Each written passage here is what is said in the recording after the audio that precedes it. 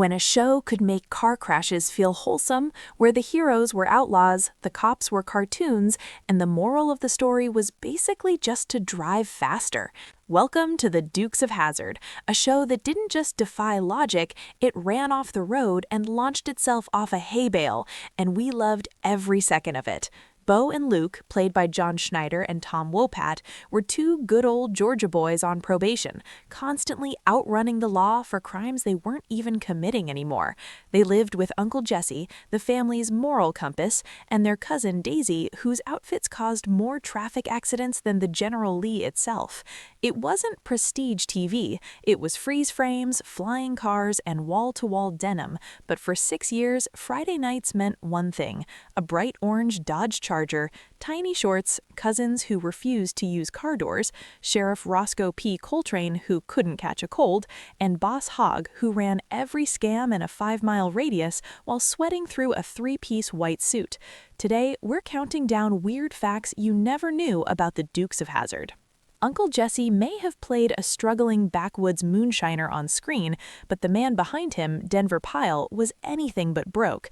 Before and during the show, he made serious money investing in oil wells that others had written off. When the oil crisis hit in the 1970s, those worthless wells became incredibly profitable, making him wealthier than most TV actors of his time. While Uncle Jesse worried about the farm, Pyle was quietly building a fortune. Meanwhile, John Schneider's journey to becoming Bo Duke was pure hustle. At just 18 years old and from New York, he had no Southern background whatsoever, so he faked it. He showed up to his audition in a beat-up truck, wearing a hat, unshaven, speaking in a thick Southern accent, and even claimed to be from a town that didn't exist. It worked. The producers bought it, and he landed one of the most iconic roles in television history without even knowing how to drive the General Lee yet. The show itself started with real Southern roots, as the first few episodes were filmed in Georgia, giving them a grittier and more authentic feel. But once the network realized they had a hit, production moved to California, where it became more polished and easier to manage. Still, traces of those early days remain, and even the famous Boar's Nest still exists today, though it has since been turned into a church. One of the most iconic quirks of the show, the Dukes climbing through the windows of the General Lee, wasn't just for style. In the show's world, the doors were welded shut like a stock car for safety during high-speed stunts. In reality, only some cars were modified that way, but the window entry became a signature move that defined the show's identity. Of course, those stunts came at a cost. The show destroyed hundreds of Dodge Chargers during its run, launching them over rivers, barns, and anything else they could find. Stunt performers risked their lives constantly, and injuries were common. There were even tragic accidents behind the scenes, reminding everyone that those jaw-dropping moments came with real danger. Despite this, the General Lee became the true star of the show, receiving more fan mail than the actors themselves. Fans wrote letters asking about its engine, its jumps, and how they could get one of their own.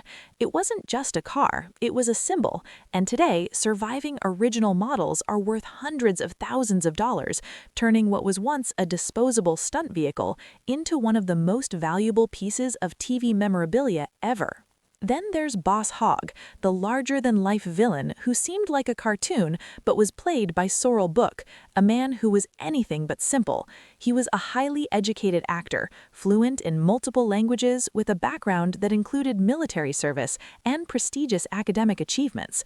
To play Boss Hogg, he wore padding to exaggerate his size and carefully crafted his performance based on real political figures, turning corruption into comedy gold. The show itself was actually inspired by a much darker film called Moonrunners, which featured similar characters and themes, but with more serious consequences. When adapted for television, it was toned down into the lighthearted, action-packed series we know today. The theme song, Good Ol' Boys by Waylon Jennings, became a massive hit, topping country charts and becoming one of the most recognizable TV themes ever. Even people who never watched the show can still hum it. But not everything tied to the Dukes of Hazzard was successful. When a 2005 movie reboot was made, the original cast refused to be involved, criticizing it for missing the spirit of the show entirely. Their absence spoke volumes about how different the new version was from the original.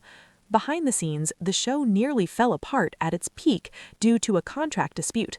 John Schneider and Tom Wopat walked away over disagreements about merchandise profits, leading to their temporary replacement by new characters, Coy and Vance Duke.